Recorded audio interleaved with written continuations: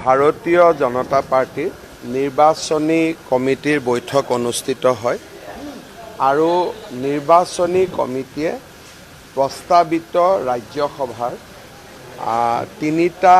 তিনিখন আসনৰ বাবে আমি এটা নামৰ পেনেল প্ৰস্তুত কৰোঁ আৰু সেই পেনেলটো অহাকালি কেন্দ্ৰীয় সংসদীয় বৰ্ডলৈ প্ৰেৰণ কৰিবলৈ আমি ৰাজ্যিক সভাপতি দিলীপ শইকীয়া ডাঙৰীয়াক আমি দায়িত্ব ন্যস্ত কৰোঁ। ইয়াৰ উপৰিও অহা 28 ফেব্ৰুৱাৰীৰ পৰা আমাৰ ভাৰতীয় জনতা পাৰ্টিৰ জন আশীৰ্বাদ যাত্ৰা আৰম্ভ হ'ব। সেই বিষয়ে কোনটো ৰাস্তা দি হ'ব, কেনেকৈ হ'ব, কোন থাকিব, এই বিষয়েও আজি আমাৰ আলোচনা হয় আৰু অহাকালি ৰাজ্যিক সভাপতি দিলীপ শইকীয়া ডাঙৰীয়াই জন আশীৰ্বাদ যাত্ৰাৰ যিটো স্বৰূপ হ'ব সেই স্বৰূপ সম্পৰ্কে আপোনালোকক অৱগত কৰিব। ৰাজ্যসভাত BPF দলে আসন বিচৰা নাই আৰু BPF দলৰ তেনেকুৱা কোনো প্ৰস্তাৱো নাই।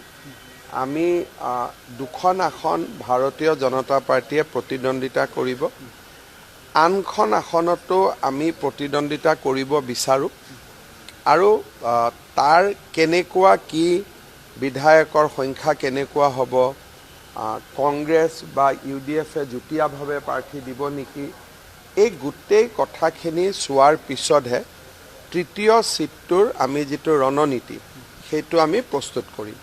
দুটা ছিটটোতো আমি জিকিম। যোৱাবাৰ আমি নিৰ্বাচনৰ আগত আমি এটা সিদ্ধান্ত লৈছিলোঁ যে আমি প্ৰতিদ্বন্দ্বিতা নকৰোঁ আৰু সেইকাৰণে অজিত ভূঞা ডাঙৰীয়াৰ আমি বিৰোধিতা কৰা নাছিলোঁ। কিন্তু বৰ্তমান ৰাজনৈতিক পৰিৱেশটো পৰিৱৰ্তন হৈছে। যদি বিৰোধীয়ে সমূহীয়া প্ৰাৰ্থী দিয়ে তেতিয়াহ'লে আমাৰ প্ৰাৰ্থীগৰাকী কেনেকুৱা হ'ব তাক আমি সিদ্ধান্ত ল'ব লাগিব আৰু বিৰোধীয়ে যদি সমূহীয়া প্ৰাৰ্থী নিদিয়ে তেতিয়াহ'লেও আমাৰ প্ৰাৰ্থীগৰাকী কেনেকুৱা হ'ব সেই বিষয়েও আমি সিদ্ধান্ত ল'ব লাগিব। গৌৰৱ গগৈয়ে প্ৰকাৰণতে আজি কৈছে যে তেওঁলোকৰ জিকাৰ বা তেওঁলোকে গ্ৰহণ কৰিব পৰা ক্ষমতা নাই, ইতিমধ্যে স্বীকাৰ কৰিছে। যদি কংগ্ৰেছ দলে সমূহীয়া প্ৰাৰ্থী নিদিয়ে তেতিয়াহ'লে আমাৰ চিলেকশ্যনটো ইজি হ'ব, কিন্তু যদি কংগ্ৰেছ দলে সমূহীয়া প্ৰাৰ্থী দিয়ে তেতিয়াহ'লে বিজেপিয়ে হয়তো একেবাৰে বিজেপিৰ মানুহ নিদি, কাৰ্যকৰ্তা নিদি আমিও হয়তো সামাজিক বা অৰাজনৈতিক এনেকুৱা ধৰণৰ কথা চিন্তা কৰিব লাগিব। কিন্তু যদি কংগ্ৰেছ বা UDF দলে যুটীয়াভাৱে প্ৰাৰ্থী নিদিয়ে তেতিয়াহ'লে আমি আমাৰ বিজেপিৰে কাৰ্যকৰ্তাক আমি দিব লাগিব বা আমাৰ সহযোগী দলসমূহৰ ভিতৰত আমি দিব লাগিব। কিন্তু BPFৰ পৰা ৰাজ্যসভাৰ কোনো সদস্য আমাক বিচৰা নাই।